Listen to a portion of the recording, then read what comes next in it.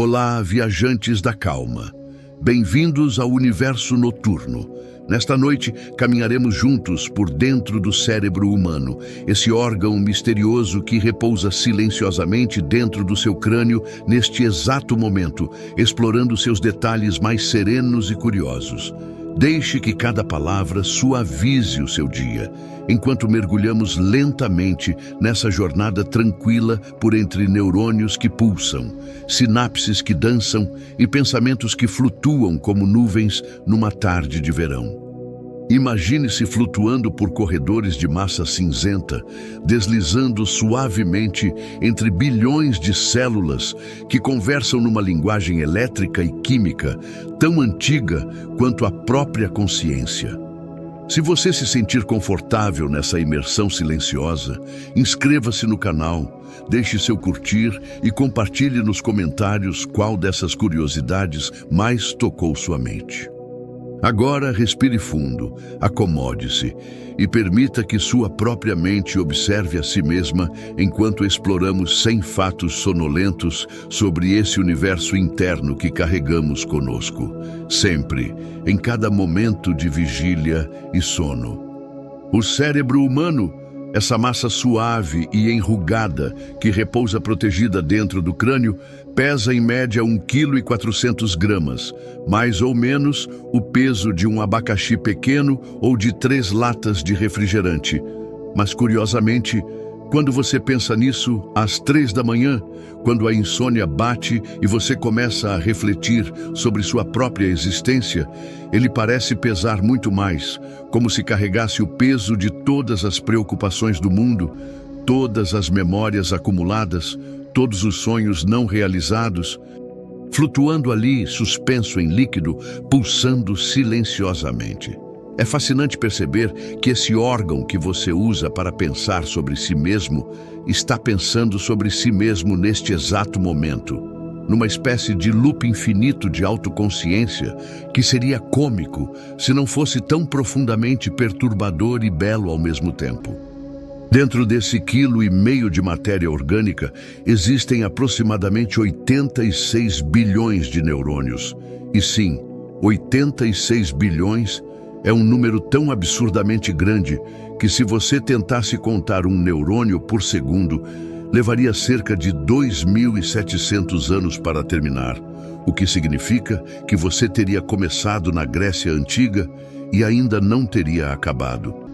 Cada um desses neurônios se conecta com outros neurônios, formando uma teia infinitamente complexa, uma rede que faria qualquer engenheiro de telecomunicações chorar de inveja, porque a internet inteira, com todos os seus cabos submarinos e satélites orbitando a Terra, ainda é uma brincadeira de criança comparada à complexidade das conexões dentro do seu cérebro, que está processando essas palavras agora mesmo, decodificando símbolos, transformando ondas sonoras ou caracteres visuais em significado, em compreensão, em algo que você chama de pensamento. O cérebro consome 20% de toda a energia do corpo, 1/5 de tudo, apesar de representar apenas cerca de 2% do peso corporal total, o que é bastante injusto quando você pensa nisso, especialmente quando você está deitado na cama sem fazer absolutamente nada, apenas existindo, apenas sendo. E mesmo assim esse órgão ganancioso está ali devorando glicose, como se estivesse correndo uma maratona, mantendo bilhões de células vivas, processando informações sensoriais, regulando temperatura, controlando respiração, fazendo você continuar vivo sem que você precise pensar conscientemente nisso. É como ter um supercomputador ligado 24 horas por dia dentro da cabeça, um supercomputador que nunca desliga, nem mesmo quando você dorme, especialmente quando você dorme, porque é justamente ali, no escuro da noite, que acontecem as manutenções mais importantes. A textura do cérebro, caso você estivesse se perguntando, é parecida com tofu firme, ou talvez gelatina macia, dependendo de quem você pergunta e de quantos neurocirurgiões você conhece pessoalmente. Não é algo que você pensaria ao olhar para alguém na rua, mas ali dentro do crânio dessa pessoa está essa substância mole, vulnerável, delicada, protegida por osso e membranas e líquido, flutuando suavemente como uma medusa em um aquário escuro. E o mais curioso, o mais irônico e quase engraçado é que o cérebro não sente dor, porque não possui receptores de dor em seu próprio tecido, o que significa que o órgão responsável por processar toda a dor que você sente no corpo inteiro é incapaz de sentir sua própria dor, como um médico que trata todos menos a si mesmo, como um guardião que protege todos, exceto sua própria casa. Cada neurônio, essas pequenas células em forma de estrela, com longos tentáculos elétricos, pode fazer até 10.000 conexões sinápticas com outros neurônios, 10.000 portas de comunicação abertas simultaneamente, 10.000 conversas acontecendo ao mesmo tempo. E se você multiplicar isso por 86 bilhões de neurônios, chegará a um número de conexões tão astronômico que ultrapassa a quantidade de estrelas na Via Láctea,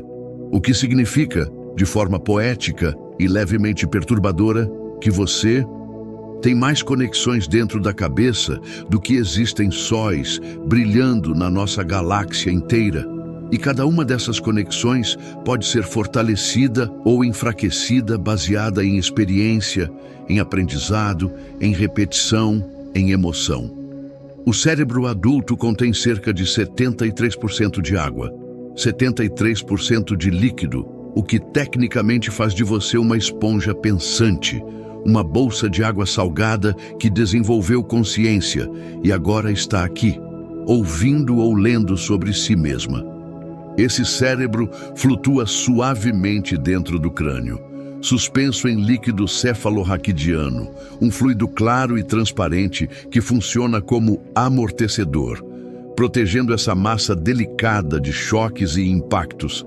permitindo que você balance a cabeça, que pule, que corra, que dance, sem que seu cérebro fique batendo contra as paredes internas do crânio como uma bola de ping-pong numa caixa de sapatos.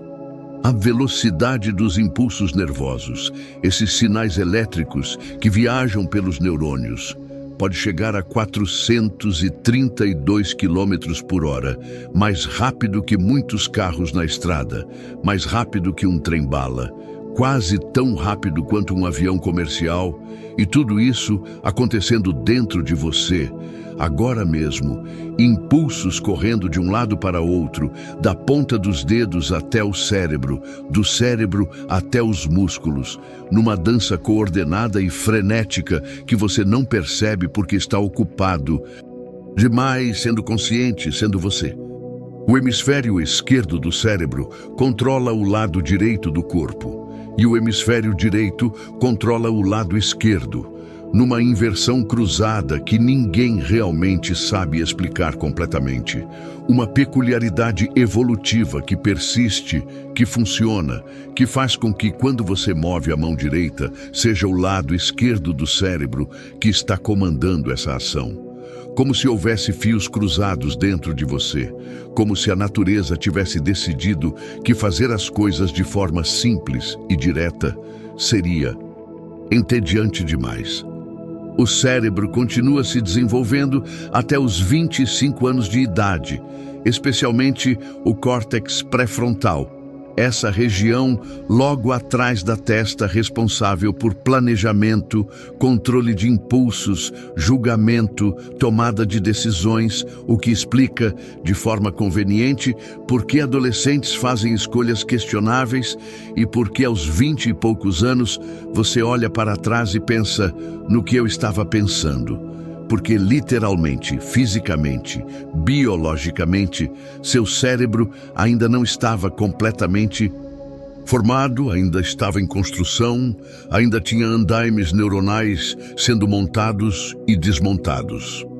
Existem mais sinapses no cérebro, essas pequenas lacunas químicas onde neurônios conversam uns com os outros, do que estrelas na Via Láctea, e essa comparação astronômica não é apenas poética, é matematicamente verdadeira, cientificamente verificável, filosoficamente esmagadora, quando você para pensar que o universo externo e o universo interno possuem complexidades comparáveis. Que o cosmos que você observa no céu noturno tem um reflexo em miniatura dentro do seu crânio. O consumo energético do cérebro equivale a uma lâmpada de 20 watts acesa continuamente, 20 watts de eletricidade biológica, 20 watts de pensamentos e emoções e memórias e sonhos. O que não parece muito até você perceber que isso é contínuo, ininterrupto, 24 horas por dia, 7 dias por semana, durante toda a sua vida, desde o momento em que você nasceu até o momento em que você morrer. Essa lâmpada nunca se apaga completamente, apenas diminui de intensidade quando você dorme, mas nunca desliga, nunca descansa de verdade. O cérebro humano triplicou de tamanho nos últimos 2 milhões de anos de evolução, expandindo-se de forma acelerada, crescendo mais rápido do que qualquer outro órgão, como se a natureza tivesse decidido que inteligência era a melhor estratégia de sobrevivência, melhor que garras, melhor que presas, melhor que velocidade, e então investiu tudo nesse órgão mole e vulnerável, apostando todas as fichas evolutivas numa massa de gordura e proteína, capaz de imaginar futuros que ainda não existem e lembrar passados que já se foram. A superfície do córtex cerebral, essa camada externa enrugada onde acontece a maior parte do processamento consciente,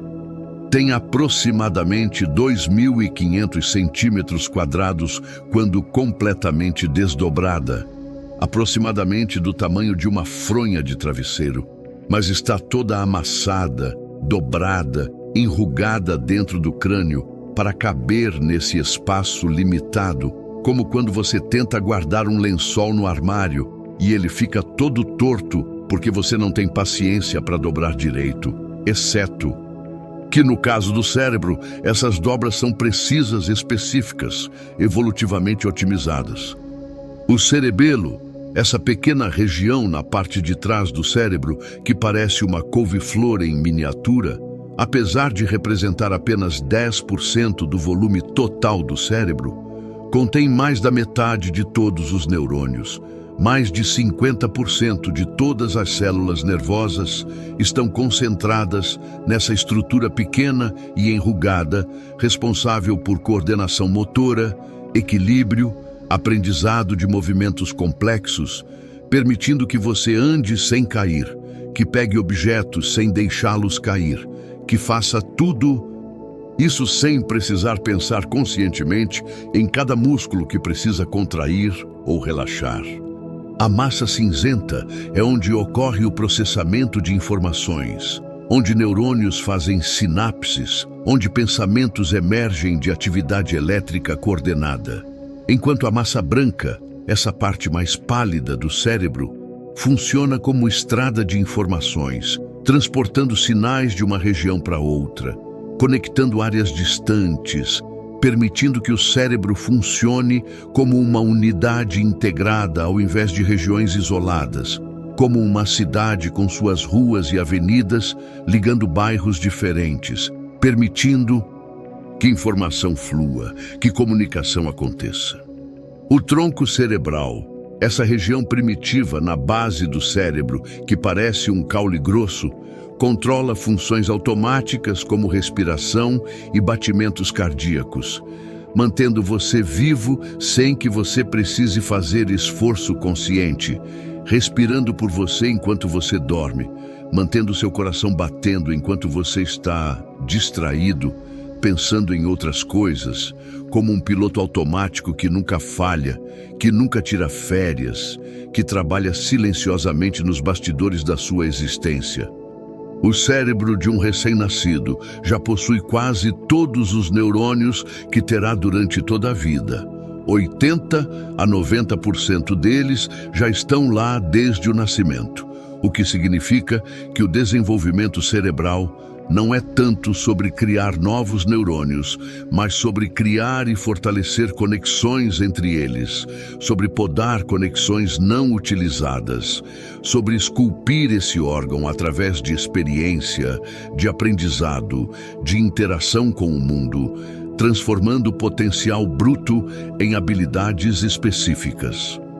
A bainha de mielina, essa camada gordurosa e branca que envolve muitos neurônios, como isolamento elétrico ao redor de um fio, acelera a transmissão dos sinais elétricos em até 100 vezes, permitindo que informação viaje mais rápido, que reflexos sejam mais rápidos, que pensamentos fluam com mais agilidade. E quando essa bainha se deteriora, como acontece em certas doenças neurológicas, os sinais ficam mais lentos, a comunicação falha, movimentos ficam descoordenados, pensamentos ficam nebulosos.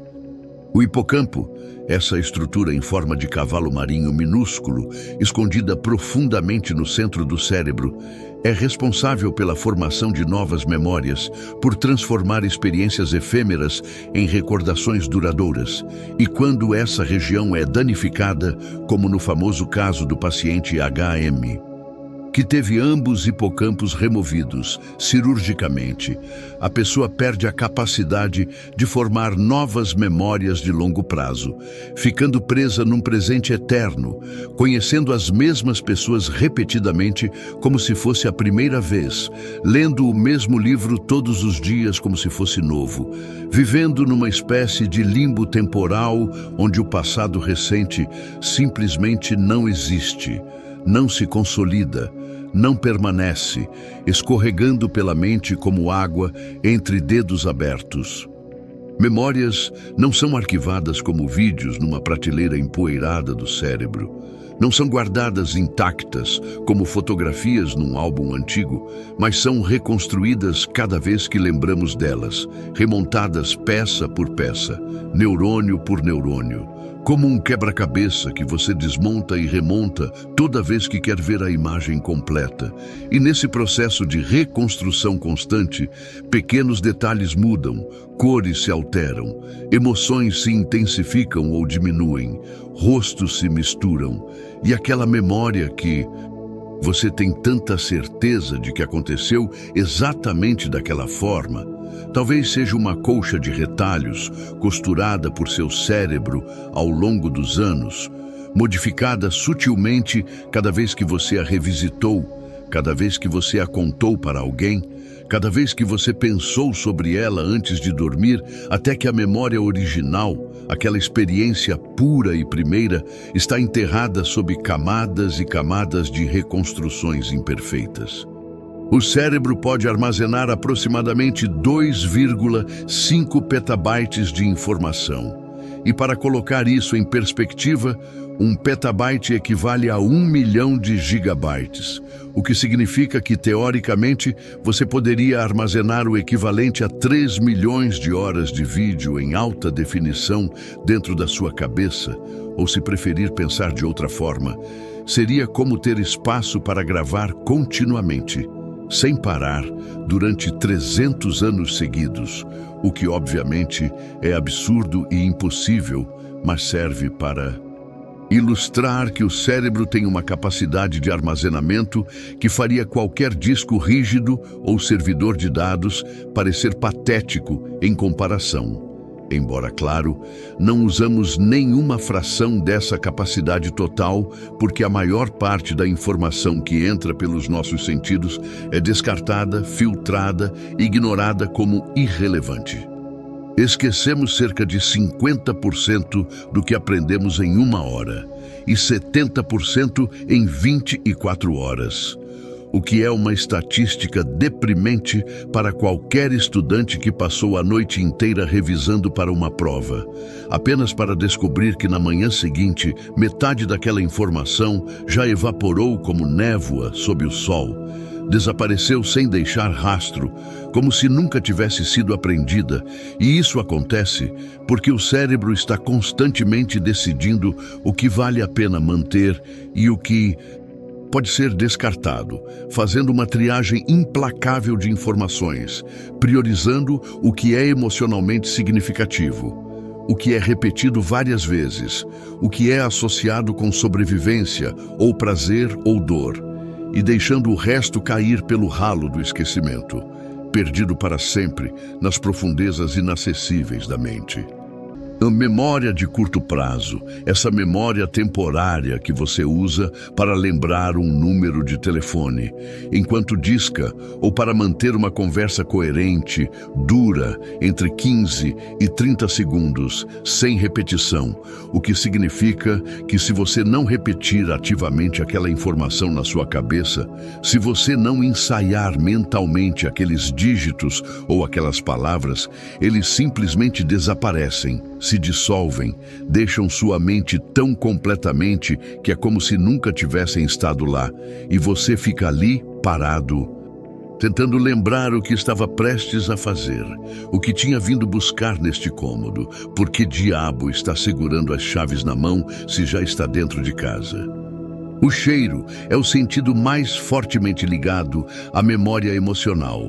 porque as vias olfativas conectam-se diretamente ao sistema límbico, essa região primitiva do cérebro, responsável por emoções e memórias, sem passar por outras áreas de processamento, o que explica por que um perfume pode instantaneamente transportá-lo para a casa da avó.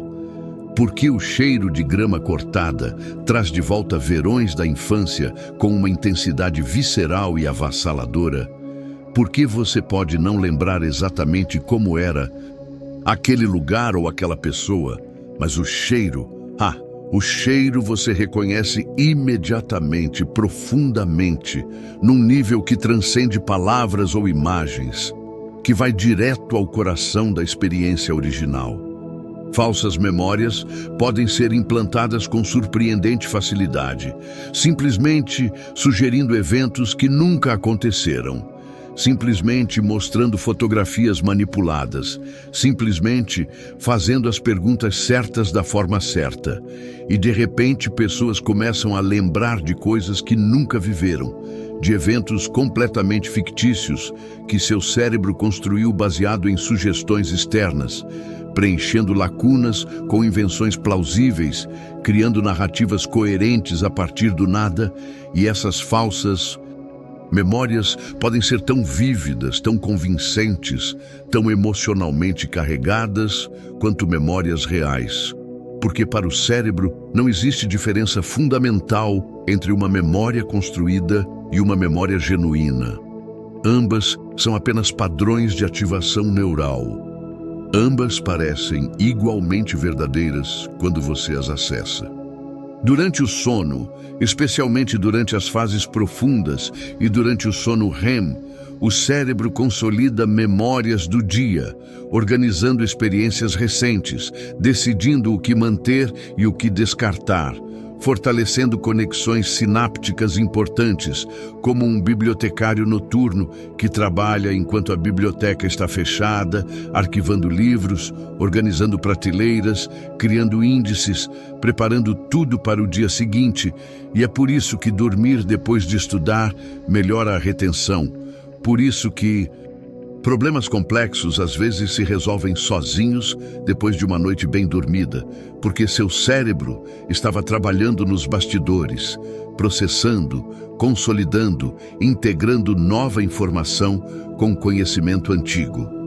A amígdala, essas duas pequenas estruturas em forma de amêndoa, localizadas profundamente no cérebro, intensificam memórias emocionais, tornando-as mais vívidas, mais duradouras, mais resistentes ao esquecimento, o que faz sentido evolutivamente, porque lembrar de situações perigosas ou prazerosas era crucial para a sobrevivência. Mas também significa que traumas ficam gravados com uma clareza dolorosa, que humilhações públicas permanecem frescas décadas depois, que aquele momento de pura alegria Você consegue reviver com detalhes impressionantes, mesmo anos mais tarde, porque a emoção funcionou como um marca-texto químico, destacando essa memória específica como importante, como digna de preservação. Memórias traumáticas podem ser bloqueadas temporariamente como um mecanismo de defesa, enterradas em regiões inacessíveis da mente, escondidas atrás de muros psicológicos que o cérebro construiu para proteger você de dor insuportável. E às vezes, essas memórias ficam lá por anos, décadas até, completamente inacessíveis à consciência, até que algum gatilho as traz de volta à superfície, geralmente no pior momento possível, irrompendo na consciência com força total, como se tivessem acontecido ontem e não há 20 anos atrás, porque memórias traumáticas não seguem as regras normais de decaimento temporal, não enfraquecem com o tempo da mesma forma que memórias comuns. O fenômeno déjà vu, essa sensação estranha e desconcertante de que você já viveu este momento exato antes, pode ser um erro momentâneo no processamento de memória, um soluço neural onde o cérebro confunde presente com passado, onde informação sensorial toma o caminho errado e acidentalmente ativa circuitos de memória antes de ser processada como experiência nova, criando essa sensação fantasmagórica de familiaridade com algo que você sabe racionalmente estar vivendo pela primeira vez. E a maioria das pessoas experimenta isso ocasionalmente, esse breve lampejo de algo impossível. Essa pequena falha na matriz da consciência que dura segundos e depois passa, deixando apenas uma sensação vaga de estranheza. Músicas ficam presas na cabeça, tocando repetidamente como um disco arranhado, porque o cérebro tenta completar padrões inacabados, tenta resolver loops não resolvidos, e quando você ouve apenas parte de uma música, especialmente uma música cativante, com um gancho melódico forte, seu cérebro fica ali repetindo aquele trecho indefinidamente, tentando encontrar o final, tentando completar o padrão, como uma coceira mental que você não consegue coçar, como um problema matemático que seu cérebro insiste em resolver mesmo que você conscientemente queira pensar em qualquer outra coisa. E a única solução geralmente é ouvir a música inteira até o final, dando ao cérebro o fechamento que ele tanto deseja. A memória episódica, essa capacidade notável de reviver experiências passadas mentalmente, de viajar no tempo dentro da própria mente, nos permite não apenas lembrar de fatos, mas reexperimentar eventos, sentir novamente as emoções, ver novamente as cenas, ouvir novamente os sons, como se estivéssemos assistindo a um filme interno. Embora, claro, seja um filme editado, remontado, modificado pela reconstrução constante, mas ainda assim é uma capacidade extraordinária que poucas espécies possuem. Essa habilidade de se projetar mentalmente no passado, de habitar novamente momentos que já se foram, de ser simultaneamente aqui no presente e lá no passado.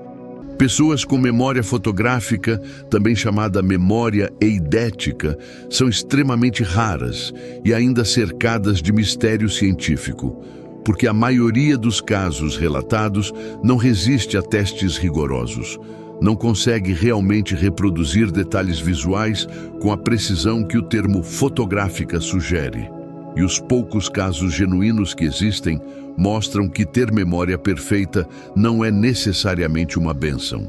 Pode ser até uma maldição, porque esquecer é importante, é saudável, é necessário para a função mental normal. E lembrar de absolutamente tudo pode ser esmagador, pode impedir que você se concentre no presente, pode prender você num labirinto infinito de detalhes irrelevantes. Reconhecemos rostos com uma área cerebral específica chamada giro fusiforme, uma região especializada exclusivamente em processar rostos humanos, tão especializada que danos nessa área causam prosopagnosia, uma condição onde a pessoa perde completamente a capacidade de reconhecer rostos, mesmo de pessoas próximas, mesmo o próprio rosto no espelho, mas pode reconhecer essas mesmas pessoas pela voz, pelo jeito de andar, por outras características, o que demonstra como o cérebro modulou evolutivamente, criando departamentos especializados para tarefas específicas que eram cruciais para a sobrevivência social em grupos pequenos de primatas. Memórias antigas podem ser modificadas cada vez que as acessamos, porque o ato de lembrar torna a memória temporariamente instável, maleável, suscetível a incorporar nova informação, e quando a memória é reconsolidada depois de ser acessada, ela pode conter elementos que não estavam lá originalmente, pode ser ligeiramente diferente da versão anterior. O que significa que memórias muito antigas, memórias que você revisitou centenas de vezes ao longo da vida, provavelmente são bastante diferentes da experiência original. São como histórias recontadas tantas vezes que a versão atual é uma elaboração criativa da versão inicial. O estresse crônico, esse estado prolongado de tensão e ansiedade que caracteriza a vida moderna para tanta gente, pode literalmente encolher o hipocampo, reduzir o volume dessa estrutura crucial para a memória, prejudicar a formação de novas memórias e o acesso a memórias antigas, porque o cortisol, o hormônio do estresse, em doses altas e contínuas, é tóxico para neurônios, especialmente neurônios no hipocampo, matando células, enfraquecendo conexões, degradando essa região sensível como chuva. Ácida corrói mármore ao longo dos anos. Memórias procedurais. Essas memórias de como fazer coisas, como andar de bicicleta, como nadar, como digitar sem olhar para o teclado, raramente são esquecidas mesmo depois de décadas sem prática, porque são armazenadas em partes diferentes do cérebro, principalmente no cerebelo e nos gânglios basais, regiões que codificam padrões motores de forma mais permanente e robusta que memórias declarativas, o que explica aquele ditado de que você nunca esquece como andar de bicicleta, porque de fato essas memórias motoras são incrivelmente resilientes, resistentes ao tempo e ao desuso. O cérebro prioriza memórias emocionalmente significativas sobre memórias neutras, o que significa que você provavelmente se lembra com clareza de momentos intensamente felizes ou intensamente tristes, mas esquece completamente a terça-feira comum de 3 semanas atrás, quando nada de especial aconteceu. Porque emoção serve como sinalizador de importância, como marcador que diz ao cérebro: isso aqui é relevante, isso aqui precisa ser guardado. E dias monótonos, rotineiros, não recebem esse marcador. Então deslizam para o esquecimento sem deixar rastro, como se nunca tivessem existido. Dormir após estudar melhora a retenção em até 40% comparado a ficar acordado pelo mesmo período de tempo, porque o sono não é apenas descanso passivo, mas um período ativo de processamento neural, de consolidação de memórias, de integração de novas informações com conhecimento existente, e privar-se de sono para estudar mais é contraproducente. É como tentar encher um balde furado, porque sem sono adequado, o cérebro não consegue transferir eficientemente memórias de curto prazo para armazenamento de longo prazo, não consegue fortalecer as sinapses necessárias, deixando toda aquela informação vulnerável ao esquecimento rápido. Cada lembrança ativa milhões de neurônios em padrões únicos e efêmeros, padrões que nunca se repetem exatamente da mesma forma, como ondas no oceano que são similares, mas nunca idênticas, e esses padrões se espalham pelo cérebro como fogo se espalhando por uma floresta, ativando não apenas a memória específica, mas memórias relacionadas, pensamentos associados, emoções conectadas, criando uma cascata de ativação neural que é diferente cada vez, que é influenciada por seu estado mental atual, por outras memórias recentes, por seu humor do momento, fazendo com que lembrar seja sempre uma experiência nova, sempre uma recriação, nunca uma mera reprodução. Passamos cerca de 6 anos da vida inteira sonhando, 6 anos completos, flutuando em narrativas bizarras que não fazem sentido algum, mas que no momento parecem perfeitamente razoáveis. 6 anos vagando por paisagens impossíveis, onde a física não se aplica, onde pessoas mortas aparecem vivas, onde você pode voar ou cair infinitamente, ou chegar atrasado para uma prova de uma matéria que nunca estudou numa escola que não existe. E esses 6 anos não são contínuos, mas fragmentados em milhares de episódios noturnos, a maioria completamente esquecida segundos após acordar, dissolvendo-se como fumaça, deixando apenas uma sensação vaga de que algo aconteceu enquanto você dormia. Algo importante talvez, algo que fazia sentido total dentro daquela lógica onírica peculiar.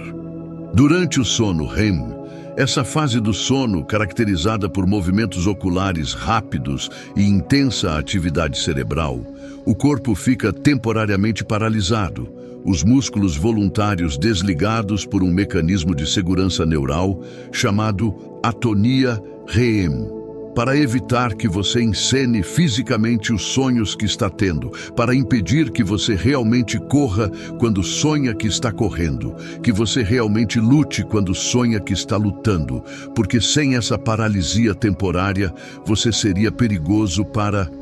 si mesmo e para qualquer um dormindo ao seu lado. E quando esse mecanismo falha, quando a atonia não funciona corretamente, você tem sonambulismo ou distúrbio comportamental do sono REM, onde pessoas literalmente encenam sonhos violentos enquanto tecnicamente ainda estão dormindo.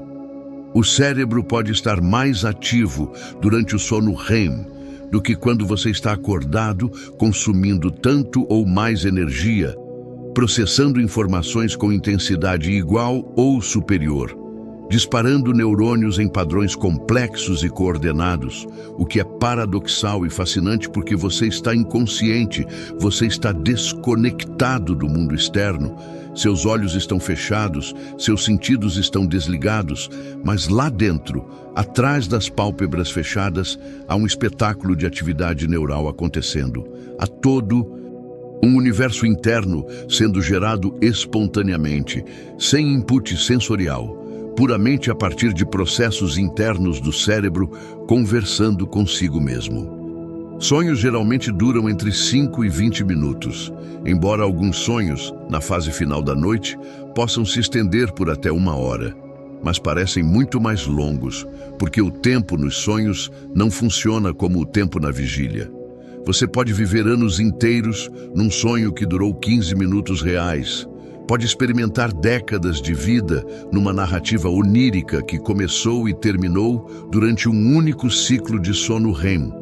porque o cérebro não está processando tempo de forma linear durante os sonhos. Está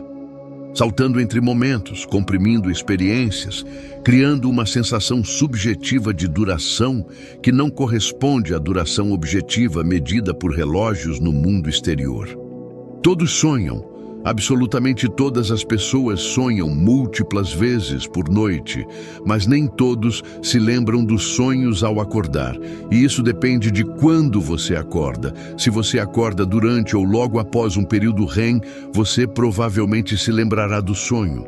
Mas se você acorda durante sono profundo, a memória do sonho já foi descartada, já evaporou. deixando você com a impressão errônea de que não sonhou nada, de que passou a noite inteira em branco vazio e silencioso, quando, na verdade, seu cérebro estava produzindo cinema surreal durante horas. Você simplesmente não gravou nenhum registro consciente dessas produções noturnas. O cérebro limpa toxinas metabólicas durante o sono através do sistema linfático, uma rede de canais que se expandem durante a noite, permitindo que fluido cefalorraquidiano flua através do tecido cerebral como uma lavagem, removendo proteínas mal dobradas, metabólitos acumulados, lixo celular que se acumulou durante o dia de atividade neural intensa, como uma equipe de faxina noturna que entra depois que todo mundo vai embora e limpa o escritório, prepara tudo para o dia seguinte, e sem esse processo de limpeza noturna, toxinas se acumulam, incluindo proteínas associadas com Alzheimer, o que pode explicar parcialmente por que privação crônica de sono está associada com maior risco de demência. Privação de sono pode causar alucinações visuais e auditivas, lapsos de memória temporários, microssonos onde você literalmente apaga por segundos sem perceber, porque o cérebro privado de sono começa a forçar períodos de sono, mesmo quando você está tecnicamente acordado. Partes do cérebro desligam, enquanto outras permanecem ativas, criando esse estado híbrido bizarro, onde você está simultaneamente acordado e dormindo, onde a realidade começa a ficar nebulosa nas bordas, onde pensamentos começam a ter qualidade onírica mesmo de olhos abertos. E se a privação continuar por tempo suficiente, dias seguidos sem dormir, você pode desenvolver psicose temporária, perder completamente o contato com a realidade. O sono profundo, também chamado sono de ondas lentas por causa dos padrões de ondas cerebrais grandes e lentas que o caracterizam, é quando o corpo se repara fisicamente, quando o sistema imunológico se fortalece, quando o hormônio do crescimento é liberado, quando músculos se recuperam de esforço do dia, quando feridas cicatrizam mais rapidamente, e é durante essas fases mais profundas do sono que você está mais difícil de acordar, mais desconectado do ambiente externo, mais profundamente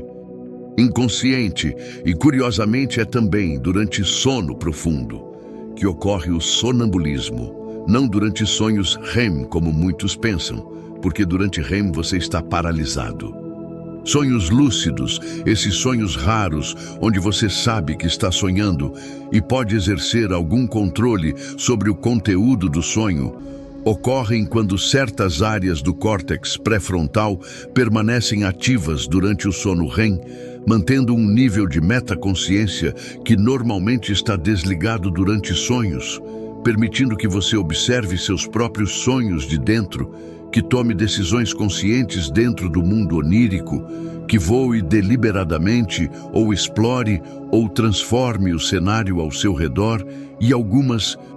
pessoas conseguem treinar essa habilidade, aprender a induzir sonhos lúcidos através de técnicas específicas, embora para a maioria das pessoas permaneça um fenômeno ocasional e espontâneo.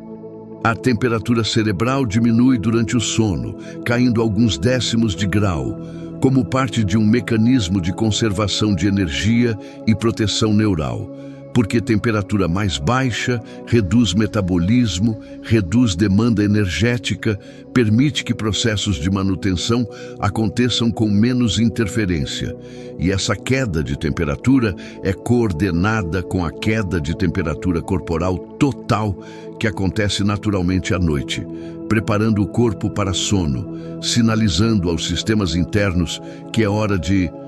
descansar, de entrar em modo de manutenção, de redirecionar recursos de atividade para a reparação.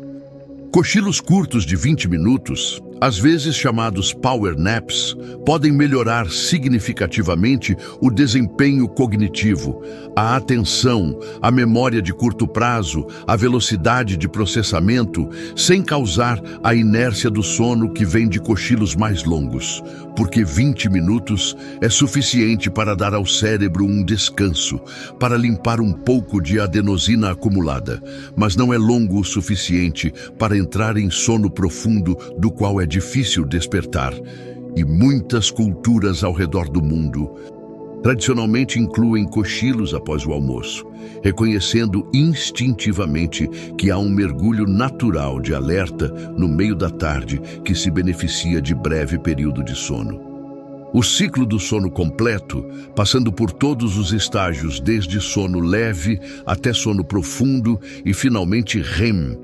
dura aproximadamente 90 minutos. E esse ciclo se repete várias vezes durante a noite, 4 a 6 vezes em uma noite típica de sono. Mas a proporção de cada estágio muda ao longo da noite, com mais sono profundo concentrado na primeira metade e mais sono REM na segunda metade, o que significa que se você corta seu sono pela metade, você não está simplesmente perdendo metade em cada tipo de sono, mas desproporcionalmente perdendo sono REM, perdendo tempo de sonho, perdendo consolidação de memória e processamento emocional que acontece predominantemente durante REM.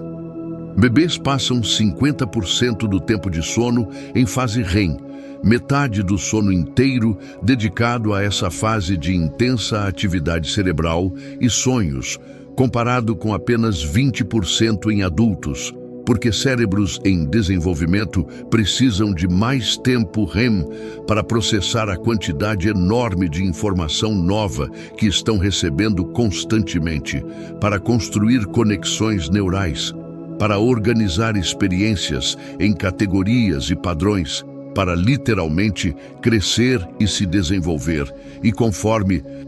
envelhecemos, a quantidade de sono REM diminui gradualmente, embora nunca desapareça completamente, permanecendo como componente necessário de sono saudável durante toda a vida.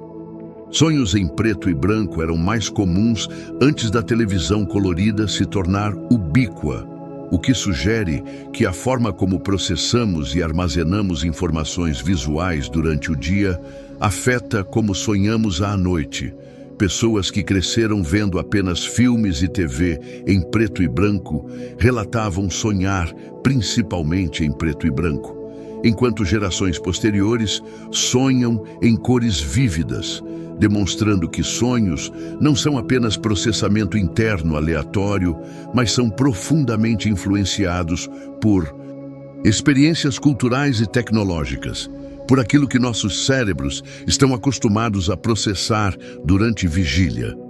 O núcleo supraquiasmático, um aglomerado minúsculo de aproximadamente 20 mil neurônios localizado no hipotálamo, funciona como relógio biológico interno, como marca-passo que regula o ritmo circadiano, mantendo você sincronizado com o ciclo de 24 horas de luz e escuridão. E esse relógio interno é incrivelmente preciso, derivando apenas alguns minutos por dia, mesmo na ausência total de pistas externas de tempo. E é por isso que você pode acordar naturalmente poucos minutos antes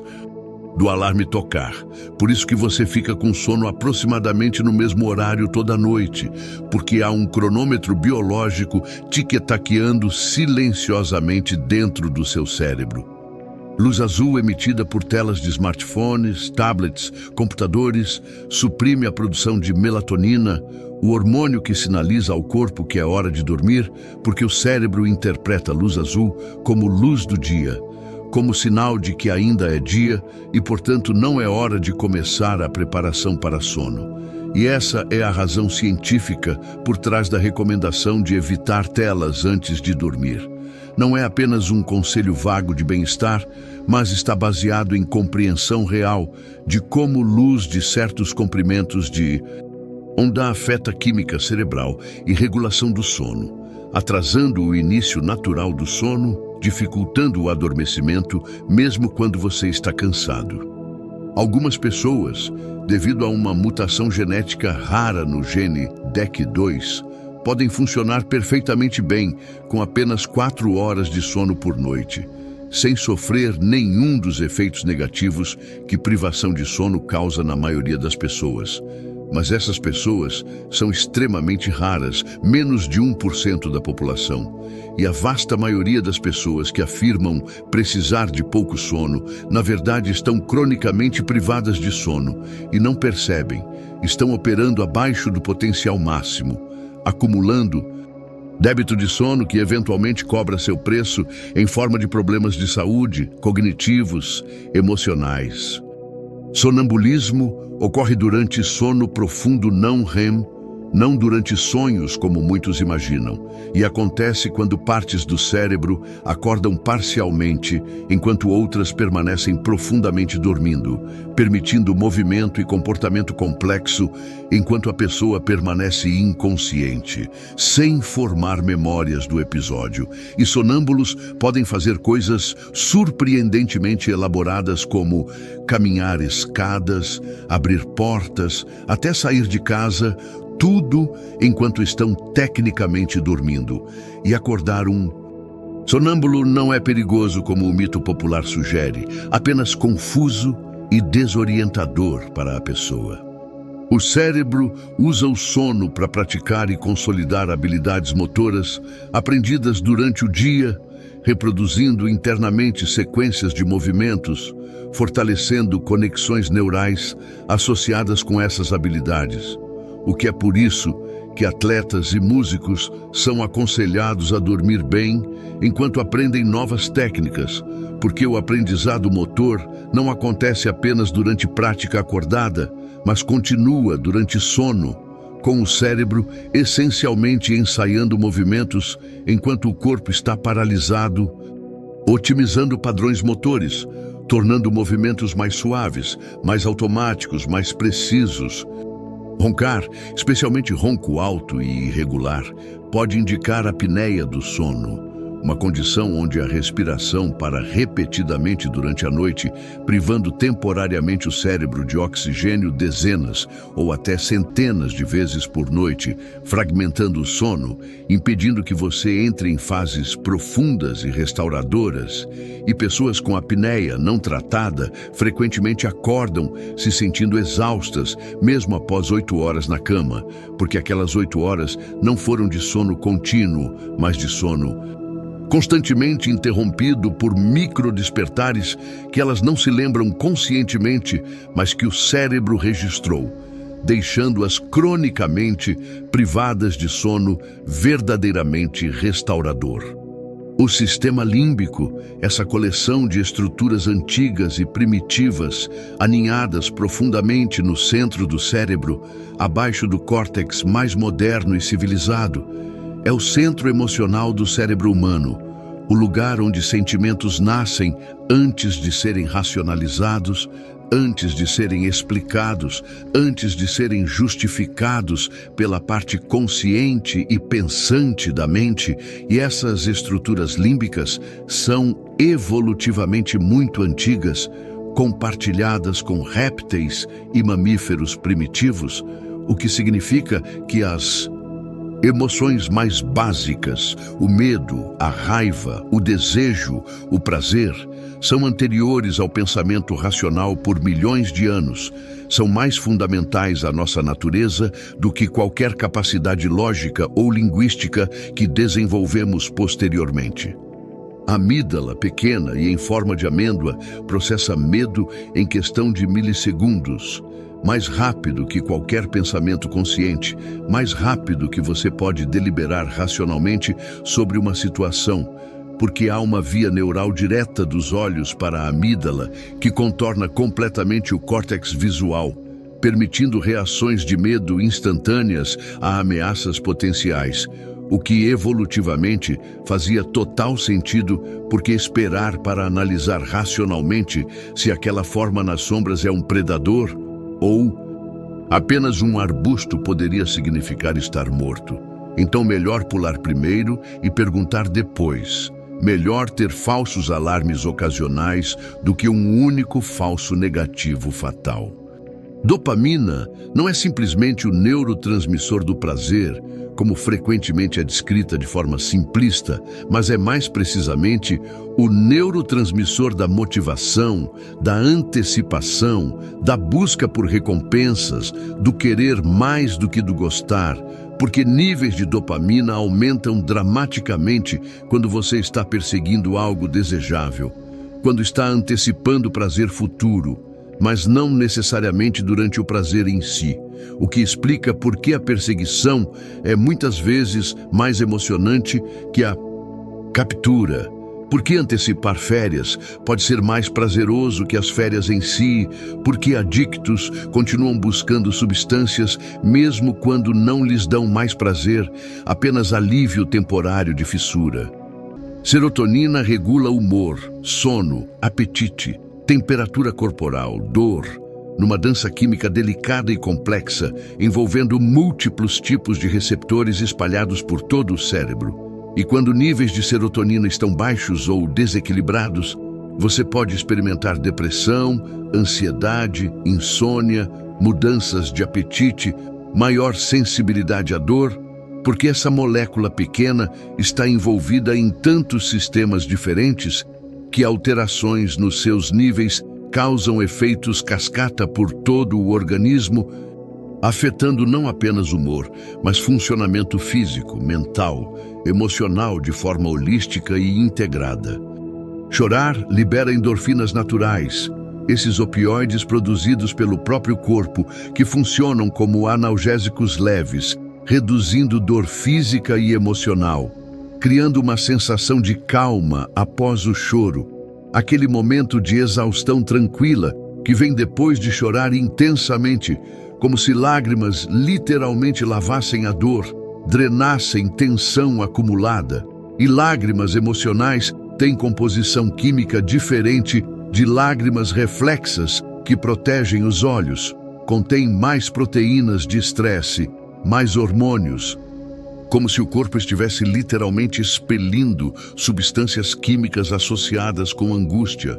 através dos dutos lacrimais. Rir ativa múltiplas regiões cerebrais simultaneamente, incluindo áreas motoras que controlam músculos faciais e diafragma, áreas emocionais do sistema límbico, áreas cognitivas que processam piadas e incongruências humorísticas, tornando o riso uma das atividades mais complexas e coordenadas que o cérebro executa, envolvendo muito mais circuitária neural do que você imaginaria para algo que parece tão simples e espontâneo. E rir é também profundamente social. Você ri muito mais quando está com outras pessoas do que quando está sozinho, sugerindo que riso evoluiu não apenas como resposta ao humor, mas como mecanismo de vínculo social. O córtex pré-frontal, essa região logo atrás da testa que é a última a amadurecer durante desenvolvimento cerebral, ajuda a regular emoções intensas vindas do sistema límbico, funcionando como freio emocional, como voz da razão que pode modular reações impulsivas. E quando essa região está danificada ou subdesenvolvida, ou temporariamente comprometida por álcool ou privação de sono, você perde parte dessa capacidade reguladora, torna-se mais impulsivo, mais emocional, menos capaz de controlar explosões de raiva ou episódios de choro, menos capaz de adiar gratificação ou resistir a tentações. Amor romântico, quando estudado em scanners cerebrais, ativa áreas cerebrais surpreendentemente similares às ativadas por vícios em drogas, particularmente regiões ricas em receptores de dopamina associadas com recompensa e motivação, o que explica cientificamente por que amor inicial se sente como obsessão, por que você não consegue parar de pensar na pessoa, por que cada mensagem dela dispara uma onda de euforia, por que separação causa sintomas parecidos com abstinência, porque, neurologicamente, estar apaixonado é um tipo de adicção natural, um sequestro dos circuitos de recompensa do cérebro por outra pessoa. Ocitocina, frequentemente chamada de hormônio do abraço ou hormônio do amor, é liberada durante contato físico, durante sexo, durante amamentação, promovendo sentimentos de vínculo, confiança, conexão social, relaxamento, e experimentos mostram que inalar ocitocina artificialmente aumenta a confiança e generosidade em interações sociais, reduz medo de estranhos, facilita a empatia, embora também possa aumentar desconfiança de outsiders, ao mesmo tempo que aumenta a confiança em membros do próprio grupo, sugerindo que ocitocina não é simplesmente um químico do amor universal, mas um modulador complexo de comportamento social tribal. Estresse crônico, essa condição moderna de tensão persistente e prolongada sem resolução, pode literalmente remodelar estruturas cerebrais ao longo do tempo, encolhendo o hipocampo e prejudicando memória, expandindo a amígdala e intensificando respostas de medo, enfraquecendo conexões no córtex pré-frontal e reduzindo controle executivo, porque cortisol em altos níveis por períodos estendidos é neurotóxico, mata neurônios, especialmente no hipocampo, que é particularmente vulnerável. E essas mudanças estruturais podem persistir mesmo depois que a fonte de estresse é removida, deixando cicatrizes neurológicas que aumentam vulnerabilidade à ansiedade e depressão futuras. Expressões faciais de emoções básicas como felicidade, tristeza, medo, surpresa, nojo, raiva são universais entre todas as culturas humanas, reconhecíveis até em tribos isoladas sem contato com o mundo moderno e até em bebês cegos de nascença que nunca viram rostos alheios, sugerindo que essas expressões são inatas, programadas geneticamente, parte do repertório emocional humano universal que evoluiu porque comunicar estados emocionais rapidamente através de expressões faciais tinha valor de sobrevivência, permitia coordenação social, transmissão de informação sobre perigos ou oportunidades sem necessidade de linguagem.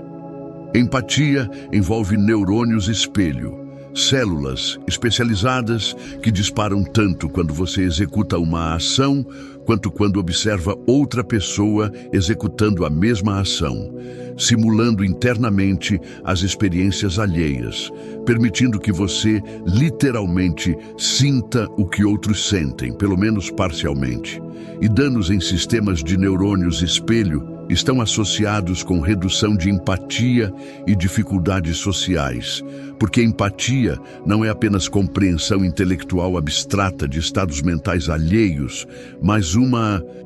simulação incorporada, uma ressonância neural, um espelhamento automático e involuntário que nos conecta emocionalmente com semelhantes. Ansiedade pode resultar de hiperatividade da amígdala combinada com baixa regulação do córtex pré-frontal, como ter um alarme de incêndio hipersensível que dispara constantemente para ameaças triviais ou imaginárias, sem um gerente calmo para desligá-lo e dizer que está tudo bem. E pessoas com transtornos de ansiedade mostram em scanners cerebrais exatamente esse padrão, amígdalas hiperativas, reagindo exageradamente a estímulos neutros, córtex pré-frontal subdimensionado, falhando em acalmar. Essas reações, criando um ciclo de medo e preocupação que se auto-perpetua, que é difícil de quebrar apenas com força de vontade, porque o problema é estrutural, neurológico, químico. Nostalgia, essa emoção agridoce de saudade do passado, ativa o sistema de recompensa cerebral, apesar de ser tecnicamente sobre coisas que não existem mais, causando prazer melancólico, uma tristeza que paradoxalmente se sente boa. E pesquisas mostram que nostalgia serve funções psicológicas importantes, como aumentar senso de continuidade pessoal, fortalecer conexões sociais através de memórias compartilhadas, combater solidão e falta de sentido, funcionando como recurso psicológico ao qual podemos recorrer quando o presente parece vazio ou o futuro incerto, viajando mentalmente a tempos que percebemos como mais simples, mais seguros, mais significativos. A música pode alterar estados emocionais de forma profunda e confiável, ativando os mesmos circuitos de recompensa no cérebro que comida, sexo, drogas, liberando dopamina durante momentos particularmente emocionantes ou surpreendentes de uma peça musical. Aqueles arrepios que você sente durante um clímax musical perfeito são correlacionados com ondas de dopamina inundando o estriado ventral. E música também pode induzir estados emocionais específicos de forma previsível. Música triste ativa redes neurais associadas com tristeza. Música alegre ativa redes de alegria, tornando música uma das ferramentas mais poderosas e universais para a regulação emocional disponíveis à humanidade. Gratidão praticada consistentemente, como escrever diário de gratidão ou simplesmente pausar para apreciar coisas boas regularmente, pode modificar a química cerebral ao longo do tempo, aumentando níveis de serotonina e dopamina, fortalecendo vias neurais associadas com emoções positivas, literalmente treinando o cérebro a notar e enfatizar aspectos positivos da experiência, ao invés de focar apenas em negativos, o que não é pensamento positivo ingênuo, mas neuroplasticidade em ação, porque atenção repetida a certos tipos de estímulos fortalece circuitos neurais associados, tornando mais fácil e mais automático notar essas coisas no futuro. O cérebro adolescente é particularmente sensível a recompensas sociais, como aprovação de pares, popularidade, status dentro do grupo, porque durante a adolescência o sistema de recompensa está amadurecendo mais rápido que sistemas de controle executivo, criando um período de desenvolvimento onde recompensas sociais são excepcionalmente motivadoras, mas capacidade de avaliar riscos e resistir à pressão social ainda está subdesenvolvida, o que explica por que adolescentes fazem coisas imprudentes. Para impressionar amigos, porque a aprovação social parece questão de vida ou morte, porque neurologicamente, naquele momento de desenvolvimento, realmente é extraordinariamente importante. Solidão crônica afeta o cérebro de forma similar à dor física, ativando algumas das mesmas regiões neurais e pode ter efeitos devastadores na saúde física e mental, comparáveis a fumar 15 cigarros por dia ou ser alcoólatra, porque humanos são animais profundamente sociais. Nossos cérebros evoluíram em contextos sociais, e isolamento prolongado é percebido pelo cérebro como ameaça existencial, disparando cascatas de estresse, enfraquecendo o sistema imunológico, aumentando inflamação, acelerando o declínio cognitivo, demonstrando que conexão social não é luxo, mas necessidade biológica fundamental. Meditação praticada regularmente ao longo de anos pode aumentar a densidade de massa cinzenta em regiões cerebrais associadas com regulação emocional, autoconsciência, empatia, particularmente no córtex pré-frontal e na ínsula, e meditadores experientes mostram menor reatividade da amígdala a estímulos emocionalmente provocativos, maior ativação de áreas associadas com atenção e controle cognitivo, sugerindo que meditação não é apenas relaxamento temporário, mas prática que pode remodelar fisicamente estrutura cerebral, fortalecer circuitos específicos, criar mudanças duradouras na forma como o cérebro processa emoções e mantém atenção. Emoções influenciam percepção de forma fundamental e inconsciente. Pessoas felizes literalmente veem o mundo de forma diferente que pessoas deprimidas, não metaforicamente, mas perceptualmente, porque o humor afeta processamento visual de baixo nível. Afeta o que você nota, o que você ignora, como você interpreta expressões faciais ambíguas, até como você percebe cores e contrastes. E isso não é apenas viés cognitivo, mas alteração real, em como informação sensorial é processada nos estágios iniciais, demonstrando que percepção não é gravação objetiva da realidade, mas construção ativa, influenciada por estado emocional, expectativas, experiências prévias, moldando realidade subjetiva de cada pessoa de forma única e pessoal. A consciência, esse fenômeno de estar ciente, de ter experiência subjetiva, de ser alguém olhando para fora através de olhos, permanece como um dos maiores mistérios não resolvidos da neurociência e da filosofia. Porque mesmo entendendo cada neurônio, cada sinapse, cada molécula envolvida no funcionamento cerebral, ainda não temos explicação satisfatória para por que toda essa atividade neural gera experiência consciente, porque há algo que é ser você, porque existe esse teatro interno de percepções e pensamentos e sentimentos, ao invés de apenas processamento de informação sem experiência subjetiva, como um computador sofisticado que executa funções sem experimentar nada.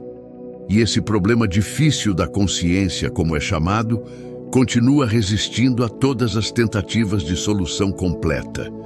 Algumas pessoas não possuem monólogo interno. Não têm uma voz na cabeça narrando pensamentos em palavras, não ouvem seus próprios pensamentos como se alguém estivesse falando internamente, mas ao invés disso, pensam apenas em imagens, em conceitos abstratos, sem forma verbal, em sensações e intuições que não passam por linguagem, e descobrir isso causa choque existencial em pessoas que sempre tiveram um monólogo interno constante, que assumiram que todos pensam em palavras como eles, assim como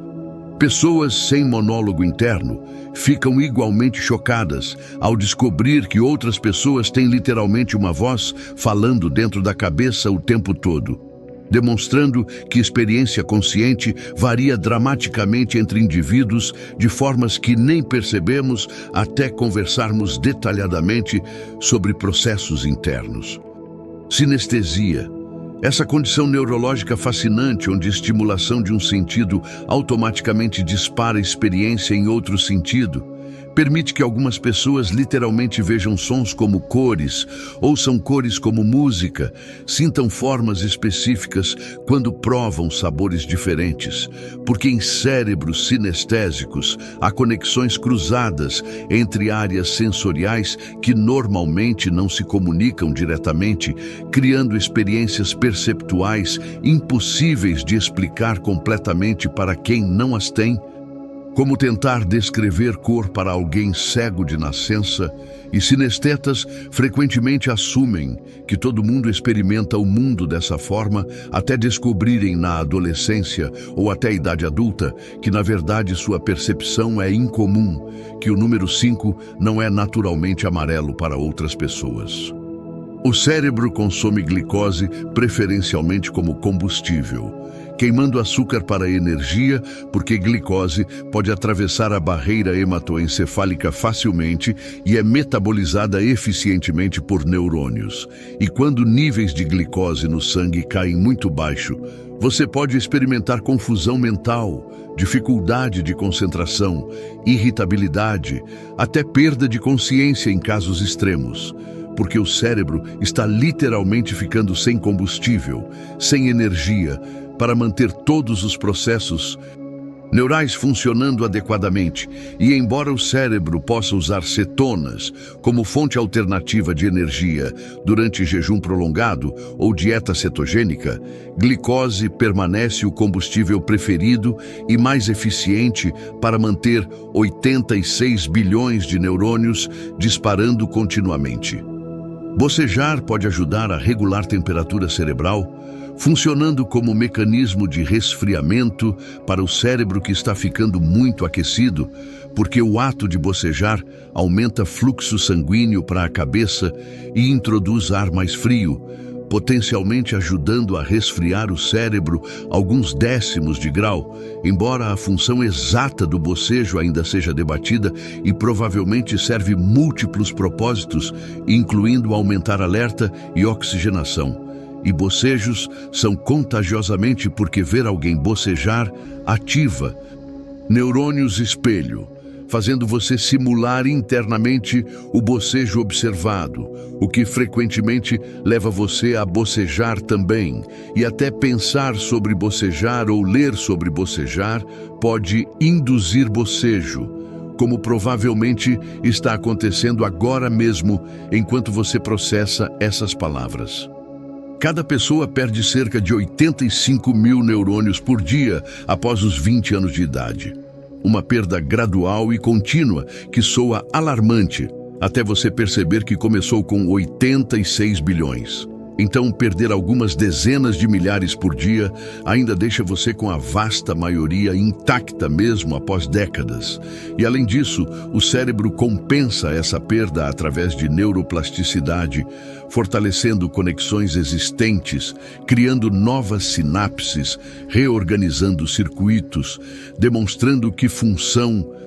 cerebral não depende apenas de número absoluto de neurônios, mas de como eles estão conectados e organizados. E pessoas podem manter função cognitiva excelente até a idade muito avançada, apesar da perda neuronal contínua, se mantiverem cérebros ativos e engajados.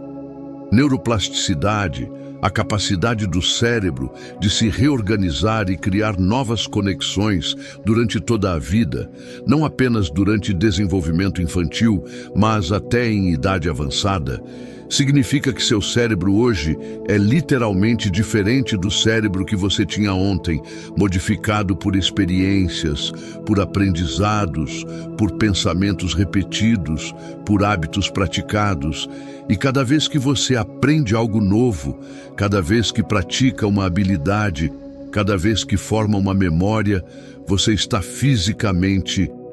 modificando a estrutura cerebral, fortalecendo certas sinapses e enfraquecendo outras, podando conexões não utilizadas e cultivando conexões frequentemente ativadas, esculpindo seu cérebro através de experiência como o escultor molda argila.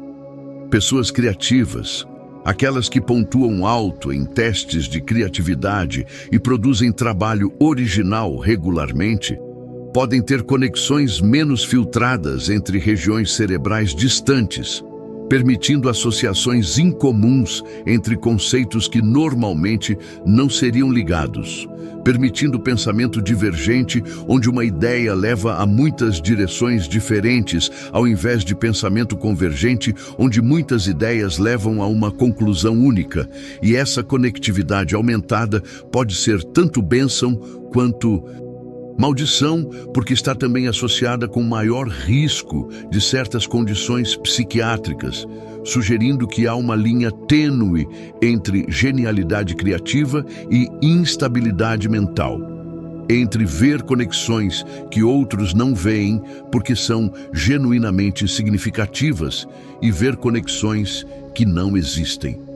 O cérebro ignora automaticamente seu próprio nariz no campo visual constantemente, apesar dele estar sempre presente na borda inferior da visão,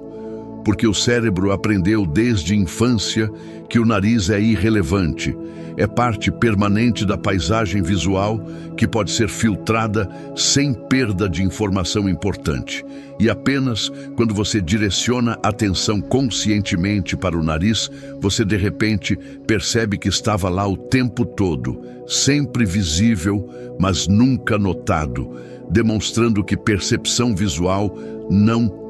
é gravação passiva de tudo que está lá, mas seleção ativa baseada em relevância, atenção, expectativas, e o cérebro está constantemente decidindo o que mostrar à consciência e o que manter nos bastidores. Fome afeta decisões e julgamentos significativamente, reduzindo autocontrole, aumentando impulsividade, tornando você mais propenso a fazer escolhas que favorecem gratificação imediata, ao invés de recompensas de longo prazo. Porque quando o corpo está em estado de privação energética, quando níveis de glicose estão baixos, o cérebro prioriza sobrevivência de curto prazo sobre planejamento de longo prazo. E juízes são mais propensos a negar liberdade condicional antes do almoço, quando estão com fome, e mais propensos a conceder depois de comer, demonstrando que até decisões supostamente racionais e justas são influenciadas por estados fisiológicos básicos como fome.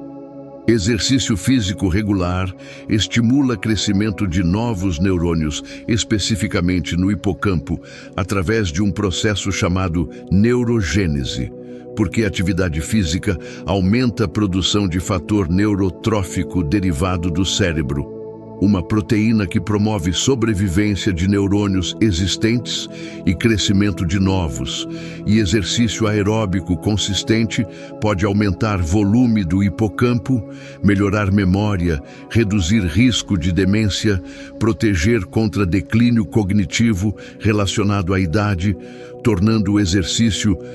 físico uma das intervenções mais poderosas e acessíveis para a saúde cerebral de longo prazo, mais eficaz que muitos suplementos caros ou aplicativos de treinamento cerebral.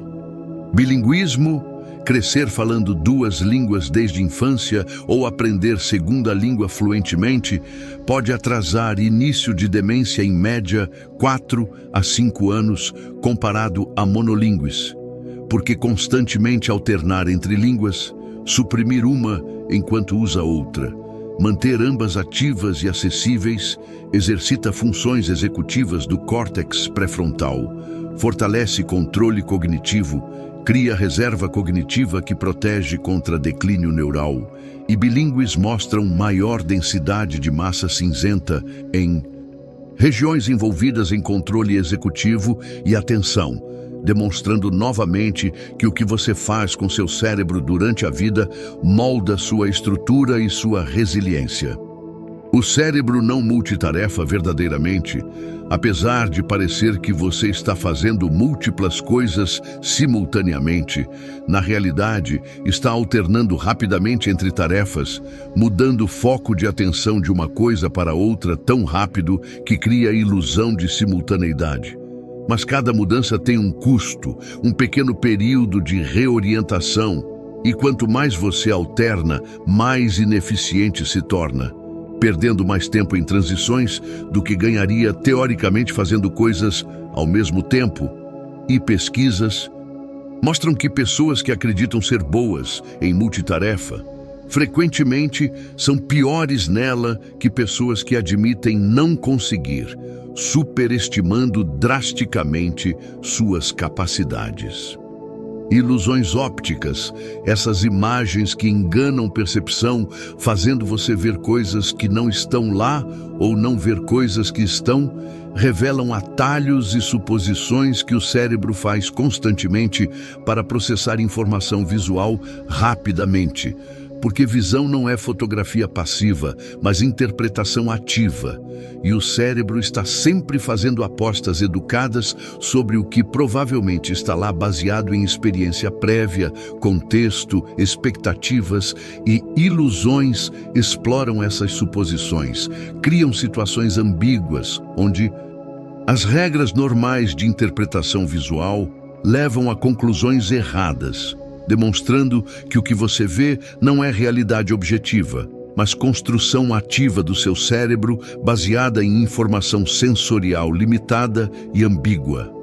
Algumas decisões são tomadas subconscientemente, segundos antes da percepção consciente de ter decidido, detectável em atividade cerebral que prediz escolha antes da pessoa reportar ter feito a escolha conscientemente, o que levanta questões filosóficas profundas e perturbadoras sobre livre-arbítrio, sobre se realmente temos controle consciente sobre nossas ações, ou se consciência é apenas passageira inocente que pensa estar dirigindo, mas está apenas observando. E embora esses experimentos não provem conclusivamente que livre-arbítrio é ilusão, eles certamente complicam noções ingênuas de que consciência é autora de todas as nossas decisões e ações.